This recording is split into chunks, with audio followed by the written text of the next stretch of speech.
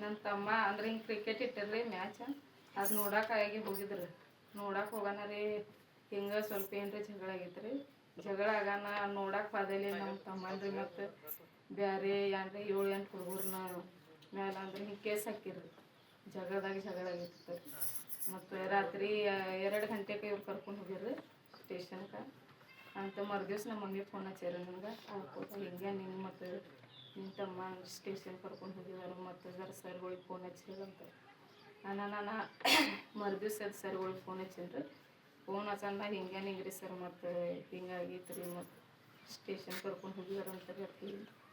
ನಾನು 15,000 ರೂಪಾಯಿ ತುಂಬಕ್ಕೆ ಏನು ಹಚ್ಚಾರ್ರಿ ಒಬ್ಬೊಬ್ಬರಿಗೆ ಅಂತ ಹಿಂಗೆ ಇದ್ದಾರೆ ಸರ್. ನಮ್ಮ ಮಮ್ಮಿ ರೊಕ್ಕ ಇಲ್ಲ ಅಂತ ಹೇಳೋದ್ರಿ.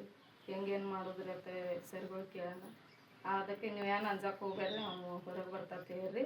ನನ್ನ ತಮ್ಮ 1 ರೂಪಾಯಿ ತುಂಬಾನಿಂದ ಹೊರಗೆ ಬಂದಾರೆ. ದೇವರಿಗೆ ಕೊಟ್ಟು ಸ್ತೋತ್ರ ಹೇಳ್ತೀವಿ ಸರ್ಗಳಿಗೆ ಕೊಟ್ಟು ಸ್ತೋತ್ರ ಹೇಳ್ತೀವಿ. ಸರಿಸ್ಕೊತಾ ಇದ್ದೀರಾ? 15,000 ರೂಪಾಯಿ ಅಮೌಂಟ್ ಕಟ್ಟೋದಿ ತನಕ ಪೊಲೀಸ್ ಸ್ಟೇಷನ್ ಒಳಗಡೆ 1 ರೂಪಾಯಿ ಕೂಡ ದೇವ್ರು ಮಾಡಾಕ್ಬಿಟ್ಟು ಎಷ್ಟು ಸಮಯ ಇದ್ದಾರೆ ಇಲ್ಲೋ? ಓಕೆ.